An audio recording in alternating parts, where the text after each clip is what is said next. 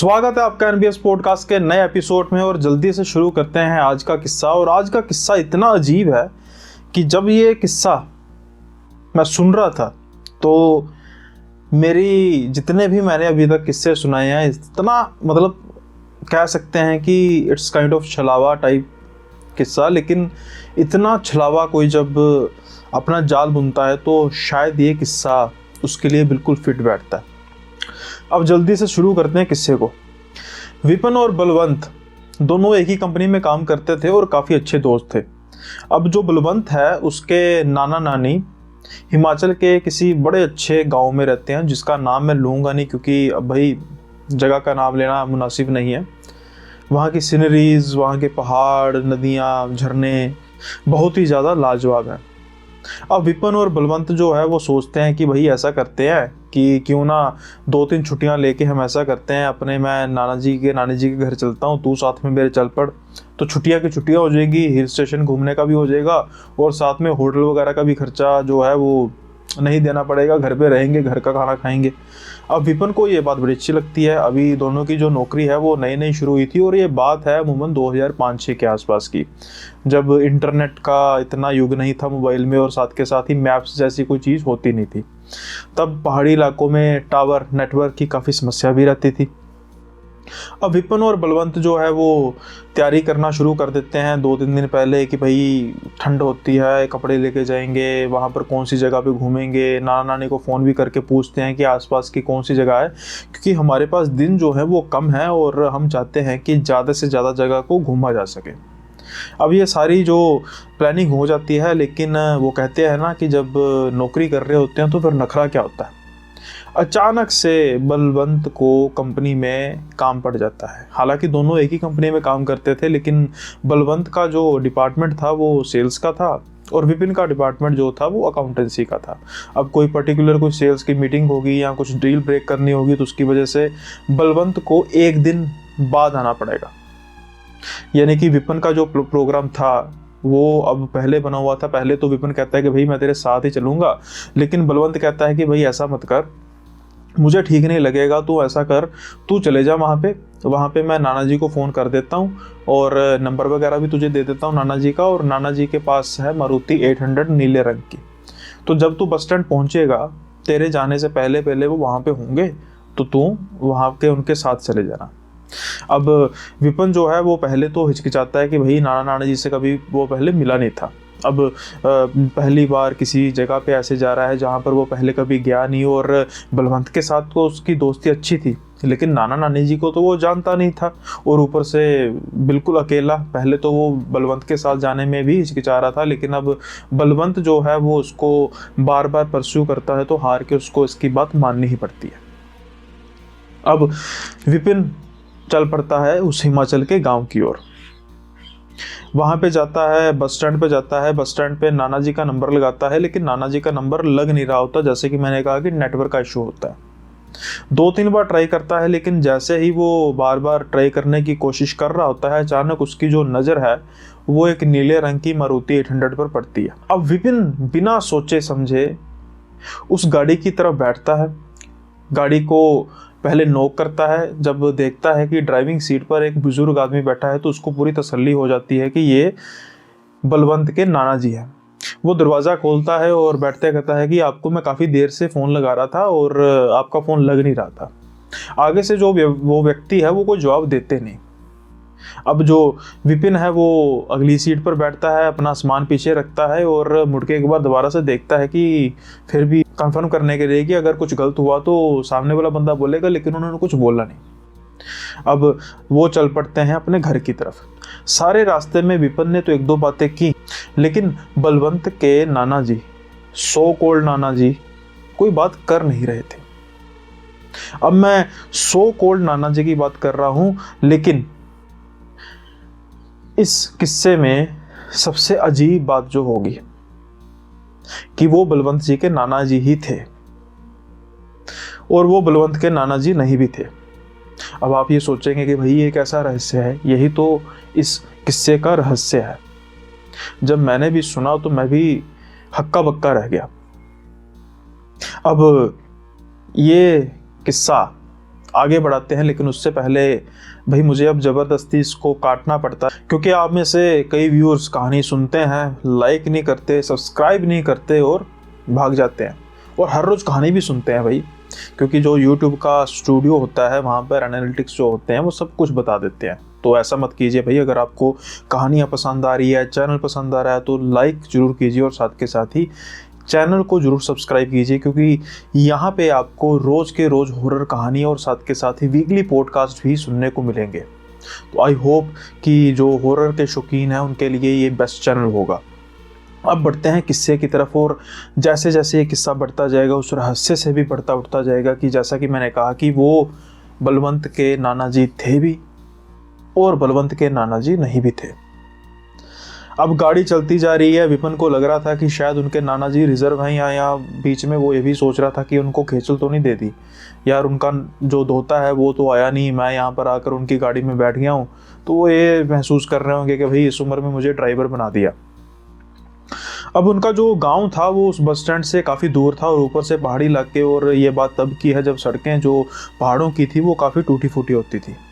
तो जाने में इनको देर लग गई और शाम के टाइम पे ये पहुंचे और लगभग अंधेरा छा ही चुका था। अब जैसे ही वो अंदर की तरफ जाते हैं तो जो बलवंत के नानी जी हैं वो बड़ा उनको पुचकारती हैं प्यार से, जैसे कहते हैं ना कि अपने चेहरे को हाथों से पकड़ते हैं और आशीष देते हैं। तो विपिन जो है वो थोड़ा सा हिचकिचा के कहता है कि नानी जी मैं विपिन हूँ, बलवंत का दोस्त। लेकिन नानी जी कहती हैं कि बेटा मुझे पता है तुम विपिन ही हो, लेकिन तुम भी तो मेरे दोते ही हो, तुम में और बलवंत में कोई फ़र्क है। अब जो सारा विपिन को लग रहा था, कुछ एम्बेरसमेंट हो रही थी इस बात की कि मैंने उनको खेचल दी, यहाँ पर आगे उनकी एम्बेरसमेंट ख़त्म हो जाती है, क्योंकि इतना प्यार से अगर कोई आपसे बात करे तो फिर अपनेपन का एहसास तो होता ही है।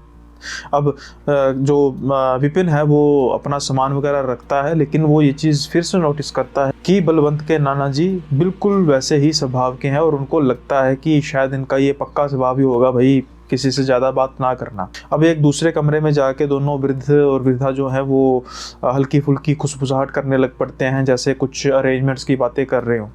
तो विपिन है वो कोशिश करता है कि भाई जो कम से कम खेचल इनको दी जाए, और वो कहता है कि नानी जी आप ऐसा जो भी है आपको खेचल करने की ज़रूरत नहीं, मैं खाना मैंने रास्ते में खाया है। हालांकि उसको भूख लगी थी, लेकिन वो फिर भी झूठ ही कह देता है कि मैंने खाना खाया है, तो मुझे आप स्पेशल कोई खाना मत बनाइए। लेकिन इस बार नाना जी बोलते हैं कि बेटा खाना तो खाना ही पड़ेगा। विपिन को फिर थोड़ा सा हल्कापन महसूस होता है कि ठीक है जी, नाना जी ने भी कोई रिस्पॉन्स दिया। अब जब विपिन मोबाइल देखता है तो मोबाइल पे फिर जो टावर हैं वो बिल्कुल नहीं आ रहे होते, और वो क्या कहता है कि नाना जी ऐसा करते हैं कि मेरे मोबाइल पे टावर नहीं आ रहे और मैंने बलवंत से बात करनी है, शायद उसका फ़ोन भी बड़ी बार आया होगा, तो मैं ना बाहर जाके बात करता हूँ। अब जैसे ही ये बात करते हैं तो नाना जी हैं वो कहते हैं कि बेटा इस समय बाहर नहीं जा सकते। अब विपिन जो है वो थोड़ा सा कंफ्यूज हो जाता है, उसको लगता है कि ये चेतावनी है, रिक्वेस्ट है, या फिर ऑर्डर है। वो उस लहजे से सही तरीके से समझ नहीं पाता कि नाना जी मुझे कहने की कोशिश क्यों कर रहे हैं कि बाहर नहीं जाना। अब एक बार वो पूछने की कोशिश करता है कि शायद जानवर वगैरह भी तो होते हैं, लेकिन नाना जी कहते हैं कि यहाँ पर रात को ठीक नहीं है बाहर जाना, क्योंकि एक तो ठंड बहुत है और दूसरी यहाँ पर कुछ ऐसी हरकतें होती हैं जो यहाँ पर अनजान लोग आते हैं उनको सही नहीं बैठती, और काफ़ी ऐसी हरकतें वारदातें हुई हैं जिसकी वजह से मैं तुम्हें यही कहूँगा कि तुम बाहर मत जाओ। अब वो जो घर था उसकी बेसिकली छत भी जो कॉटेज टाइप होती है वैसी थी, यानी कि विपिन छत पर भी नहीं जा सकता था। अब विपिन अपने आप को फंसा हुआ महसूस करता है, क्योंकि मोबाइल से वो बात कर नहीं सकता था, और अभी वो जिस घर में आया था वहाँ पर वो मेहमान तो था, लेकिन एक अजनबी मेहमान के तौर पर था, क्योंकि वो बेसिकली उसके रिश्तेदारों का घर तो था नहीं, वो घर था बलवंत के नाना जी का। अब बलवंत जो है वो सोचता है कि चलो कोई बात नहीं, जैसा नाना जी कह रहे हैं वैसा ही किया जाए, और जो विपिन है वो क्या करता है कि वो अपना खाना वगैरह खाता है। खाना खाने के बाद जब देखता है कि नाना नानी जी सोने के लिए चल गए हैं, कुछ समय इंतज़ार करता है, फिर धीरे धीरे जो है वो बाहर की तरफ जाता है।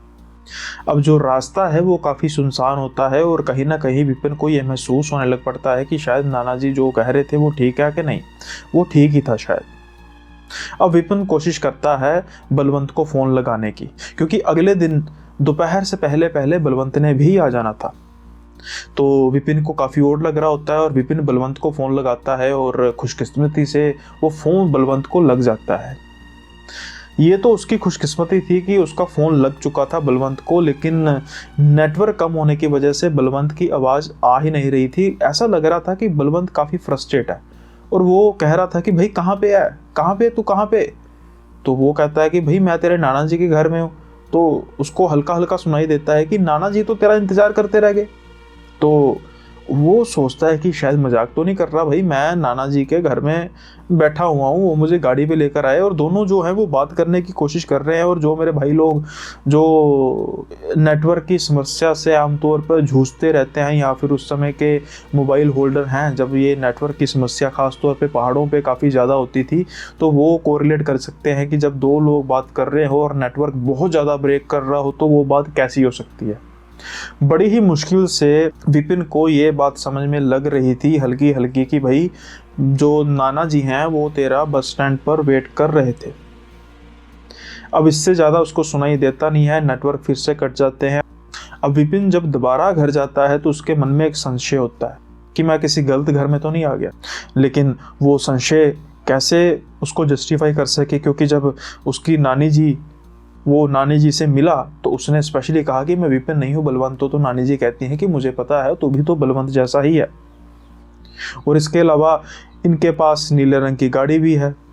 जब मैं गाड़ी में बैठा तो तब इन्होंने कुछ इस तरीके की कोई ऑब्जेक्शन भी नहीं किया कि भाई कौन हो, कैसे गाड़ी में बैठे जा रहे हो। तो किसी भी तरीके से उनको ये उस घर में महसूस हो नहीं रहा था कि मैं किसी गलत घर में आ चुका हूँ। लेकिन साथ के साथ जो है वो बलवंत का भी बार बार फ़ोन की बात उसको दिमाग में आ रही थी कि वो कहना चाह रहा है कि मेरे नाना जी तो तेरी वेट करते रह गए बस स्टैंड पे। अब ये जो बातें हैं काफ़ी घुमावदार थी। तो विपिन सोचता है कि रात के 2-3 बजे के आसपास मैं कर भी क्या लूँगा, तो यहाँ पर मुझे थोड़ा सा सेफ फील हो रहा है, तो सुबह देखेंगे जो होगा। उसका डिसीजन कहीं ना कहीं सही था, क्योंकि कुछ भी ऐसा अजीब कुछ होता नहीं है वहाँ पे। और वो सोता है, सुबह उठता है और वो कोशिश करता है कि मैं क्यों ना नाना जी से एक बार बात करूं, अपनी जो डाउट है उसको क्लियर करूं। लेकिन वो सोचता है कि भाई अगर कुछ ऐसी गड़बड़ हुई तो। अब वो क्या करता है कि सुबह का नाश्ता करता है और चुपके से आराम से बाहर की तरफ चल देता है। इस बार जो है उसकी किस्मत अच्छी थी और जब फ़ोन लगता है तो वॉइस बिल्कुल ठीक आ रही थी। अब जब वो बलवंत को फ़ोन करता है और बलवंत उस पर चिल्लाता है कि भाई कहाँ है यार, कहाँ है, मैं परेशान हो रहा हूँ। तो वो कहता है कि भाई मैं तो नाना जी के घर में हूँ। और फिर बलवंत चिल्लाता है कि यार नाना जी कल तेरी वेट करते रह गए, तू कह रहा है मैं नाना जी के घर हूँ, कहाँ पे चला गया, किसके घर पे चला गया। अब जब ये बात सुनता है विपिन तो डर से कांपने लग पड़ता है और वो सारी बात बताता है कि भाई बस स्टैंड में गया, वहाँ पर एक नीले रंग की मारुति थी और तो और जब मैं घर में आया तेरी नानी जी भी बिल्कुल फेमिलियर, बिल्कुल उन्होंने तो ऐसा कुछ रिएक्ट किया ही नहीं कि मैं बलवंत मेरा धोता नहीं है। अब जब ये बात सुनता है बलवंत, जैसा कि मैंने कहा कि बलवंत के नाना जी का घर था, यानी कि वो कहीं ना कहीं उसका जो पहाड़ी कल्चर से भी राब्ता था और उसको ये भी पता था कि पहाड़ों पर कैसी पैरानॉर्मल एक्टिविटीज़ हो सकती है। अब वो विपिन को कहता है कि भाई जो मैं कहने लगा हूँ ना, बड़े ध्यान से सुन। उस घर में दोबारा जाने की ज़रूरत है नहीं तुझे, तू उस घर में नहीं जाएगा और जहाँ पर भी है आसपास छुप जा, क्योंकि उसको पता लग गया होगा कि तुझे इस चीज़ का पता लग चुका है, सच्चाई का पता लग चुका है कि जहाँ पर तू ठहरा है वो तेरा डेस्टिनेशन नहीं है। अब इतनी घुमावदार बात जो थी विपिन को समझ लग नहीं रही थी, सिर्फ उसके दिमाग में ये बात तो जरूर चल रही थी कि बस मुझे उस घर में वापस नहीं जाना। और वो कहता है कि भाई हुआ क्या। बलवंत कहता है कि जो भी होगा मैं तुझे आकर बताऊंगा, यहाँ पर आसपास तू कहाँ पे है। तो वो कहता है कि मैं सड़क पर हूँ। कहता है तू ऐसा कहीं छुपने की जगह पे हो जा, छुप जा कि कोई तुझे स्पेशली तौर पर वो आदमी जो तुझे वहाँ पर लेकर आया वो तुझे देख ना सके।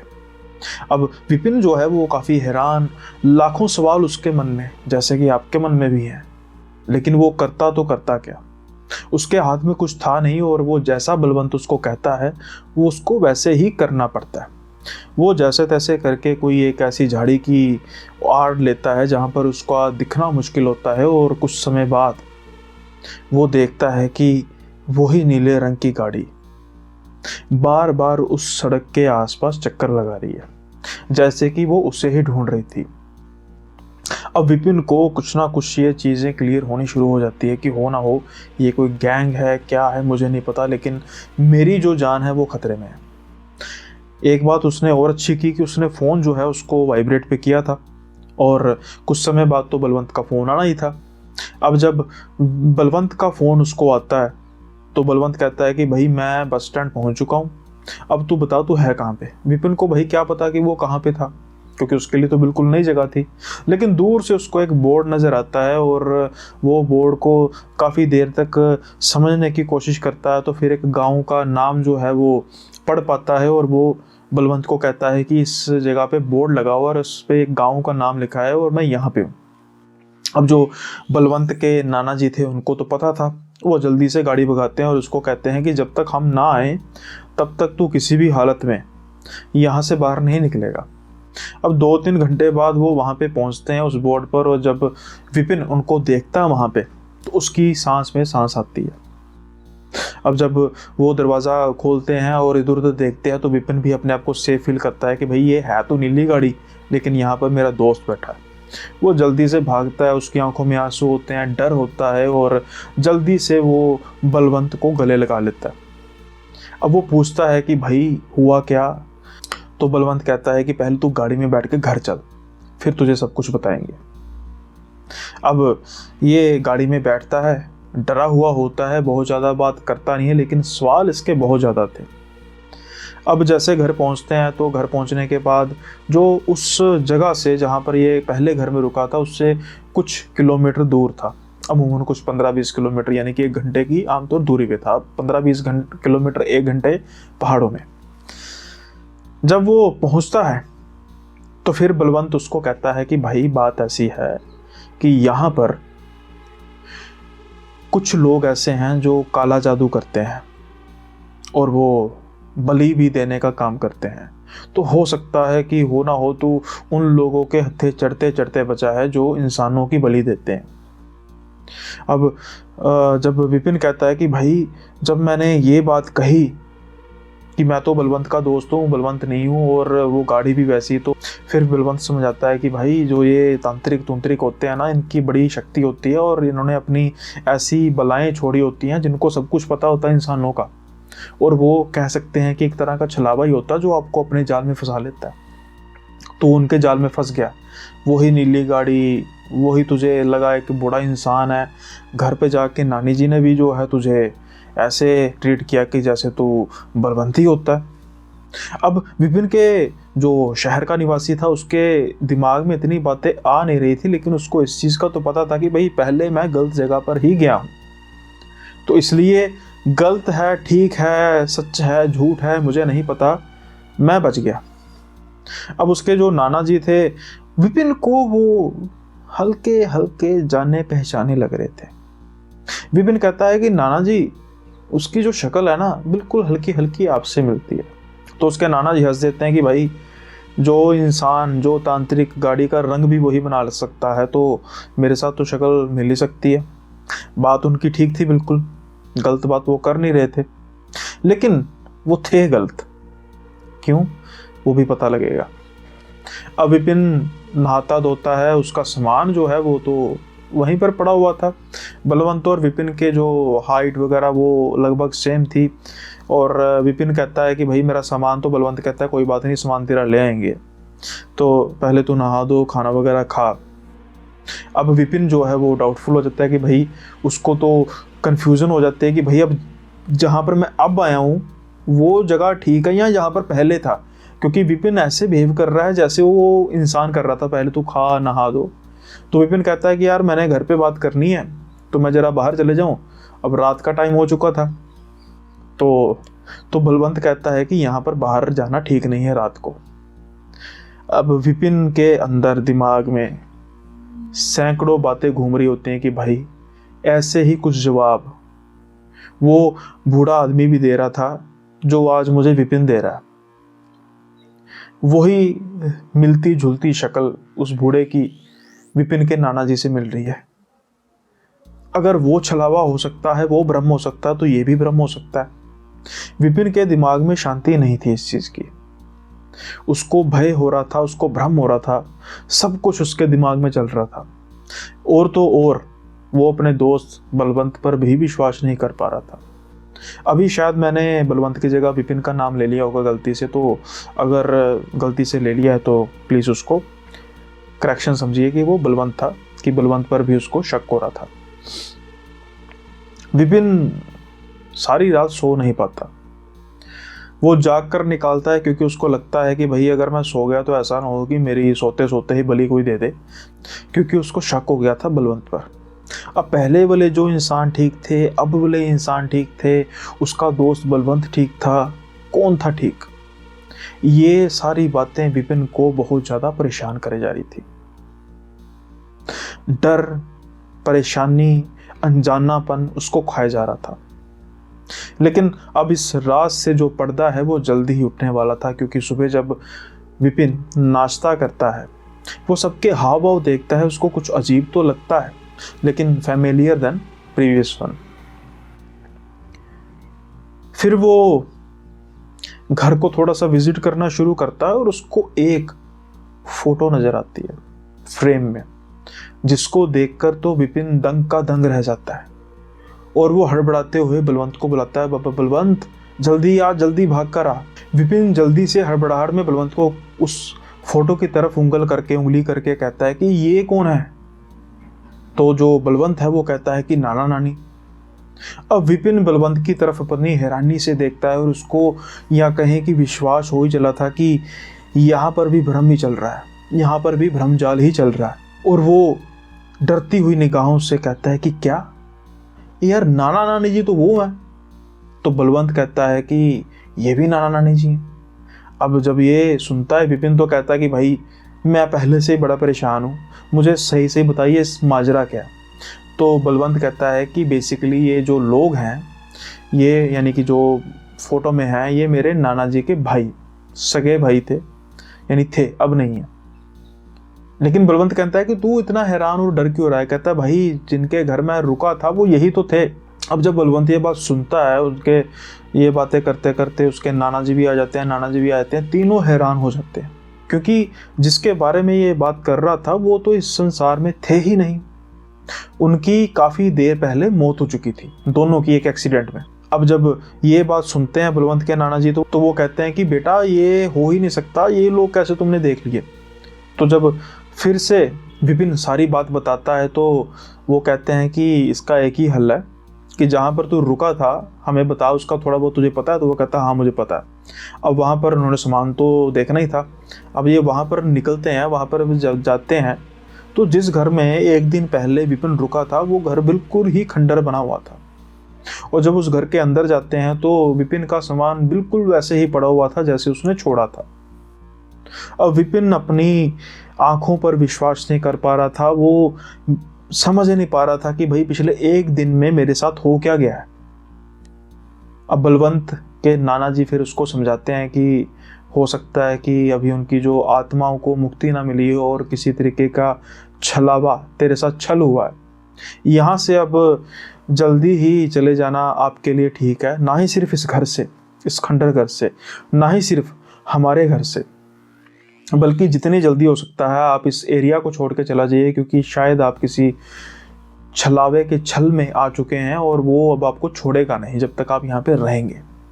हमारा दिल तो नहीं कर रहा कि आप घूमने फिरने आए थे, लेकिन अब कर भी क्या सकते हैं, जो आपके साथ हुआ उसको जुटलाया जा नहीं सकता। विपिन और बलवंत दोनों एक दूसरे को हैरानी भरी निगाहों से देख रहे थे और फिर अब जैसा कि अब अल्टीमेटम तो मिल चुका था, दोनों ने अपनी जो छुट्टी है वो सोचा कि भाई अब शहर में ही हम आराम से मनाएंगे, यहाँ से चलते हैं। और उनका फैसला कहीं ना कहीं ठीक भी था। अब आई होप आप इस बात को समझ पा रहे होंगे कि वो जो बूढ़ा इंसान और बूढ़ी औरत थे वो विपिन के नाना नानी नहीं थे और नाना नानी थे भी। अब नहीं थे यानी कि सगे नाना नानी नहीं थे, और थे भी यानी कि नाना का भाई भी तो नाना ही तो लगता है, तो वो थे भी।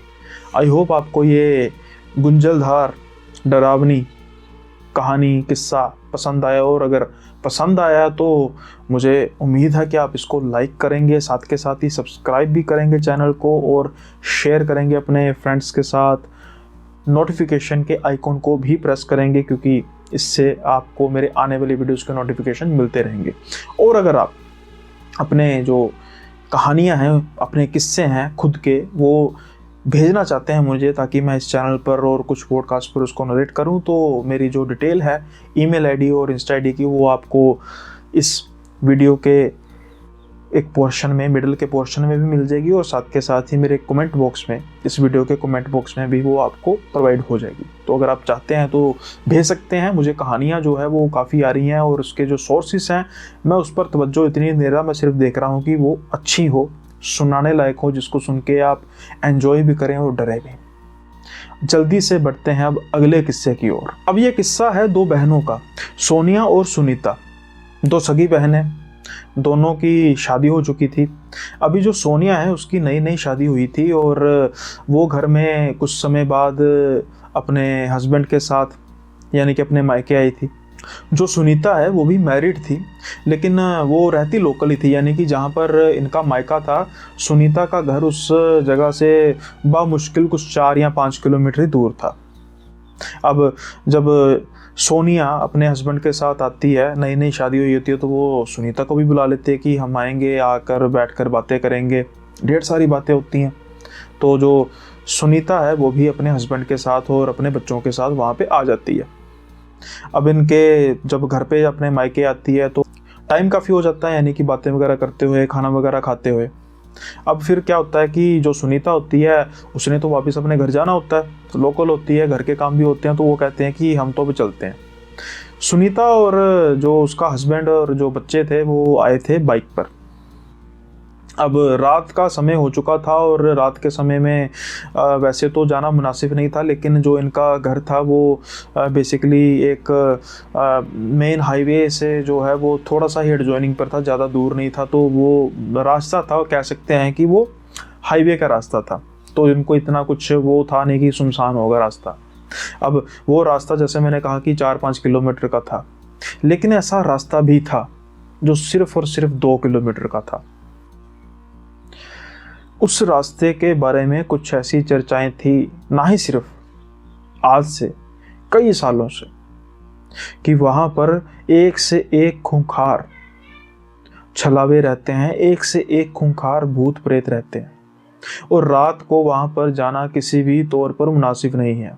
रात की तो छोड़ो, दिन के समय में भी जो वो इलाका है सुनसान होता है। इक्का दुक्का वहां पर फैक्ट्रियां थी, मैं थी इसलिए कह रहा हूं क्योंकि वो फैक्ट्रियां बनी लेकिन चल नहीं पाई। वहां पर एक स्कूल भी था, वो भी बना लेकिन चल नहीं पाया। कुछ ऐसी मनहूसियत थी उस रास्ते में। अब जैसा कि मैंने कहा कि सुनीता, उसका हस्बैंड और उसका बच्चा वो बाइक पर आए थे। बाइक हो चुकी थी खराब, बाइक चल नहीं रही थी।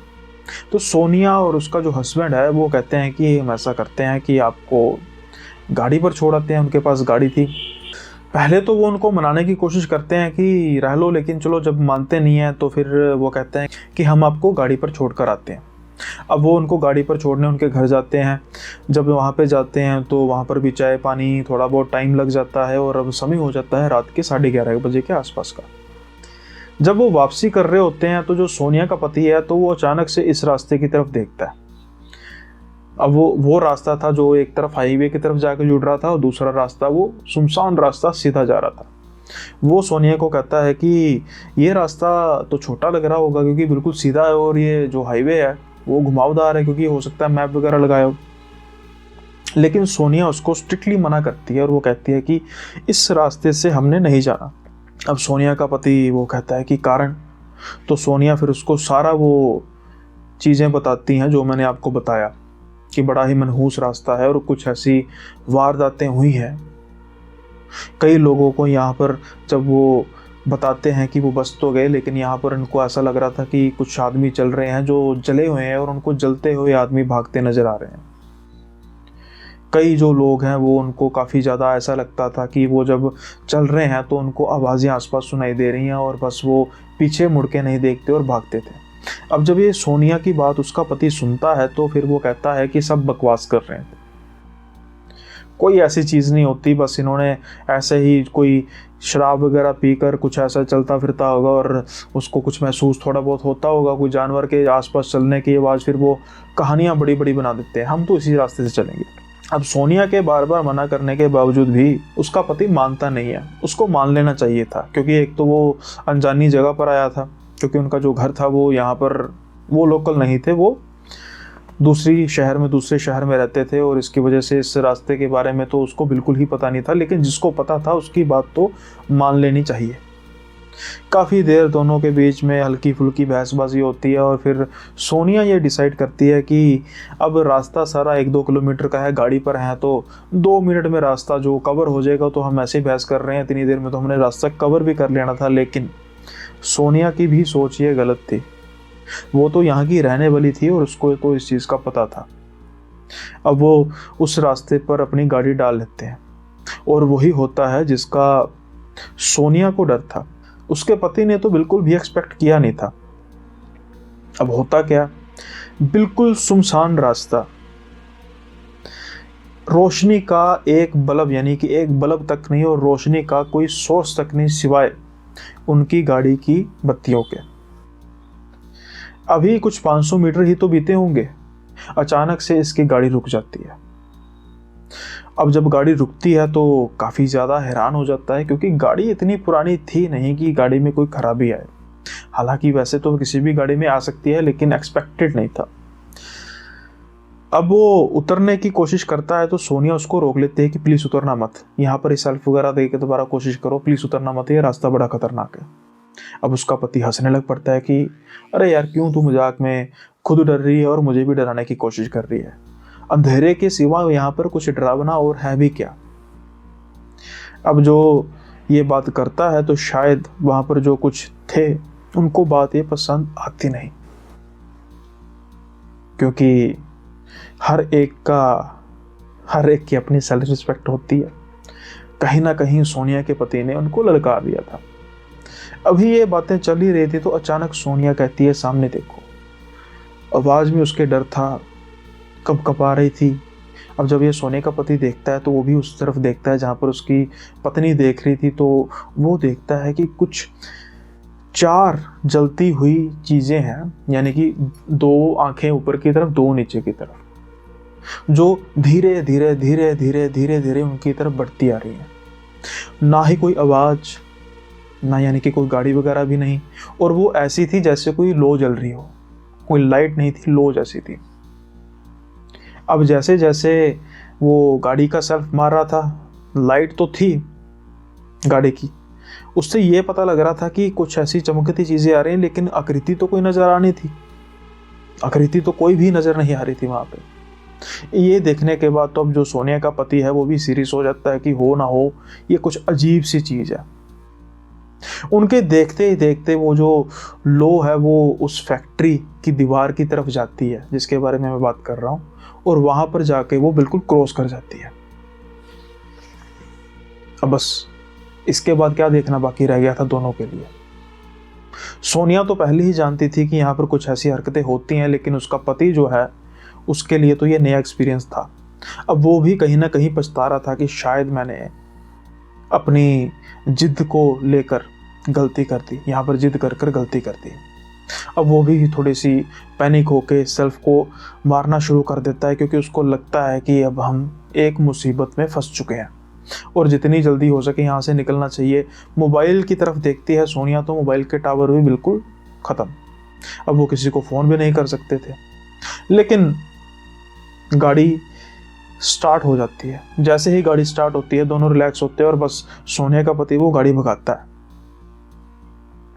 अब जब वो गाड़ी भगाता है तो बस उसके आसपास जो है कुछ आवाज़ें घुर्राने की शुरू हो जाती है कि जैसे उनका कोई पीछा कर रहा है, लेकिन नज़र तो कोई आ नहीं रहा था।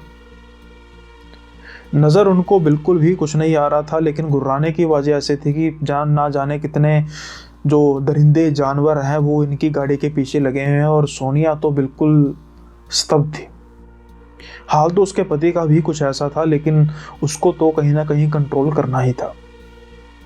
और ये 2 किलोमीटर का या 1.5 किलोमीटर बच चुका था जो रास्ता, उनके लिए तो ऐसा था जैसे 150 किलोमीटर का रास्ता है। जैसे तैसे करके जैसे ही वो गाड़ी मोड़ के पास पहुंचती है जहाँ से मेन जो रास्ता था वहाँ को फॉलो होना था, तो सोनिया का पति बैक मिरर में देखता है कि वही तो जो लो है जो उसको पहले नजर आई थी, वो उसका पीछा कर रही थी। और जैसे ही वो गाड़ी उस रास्ते को क्रॉस करती है वो वहीं पे रुक जाती है।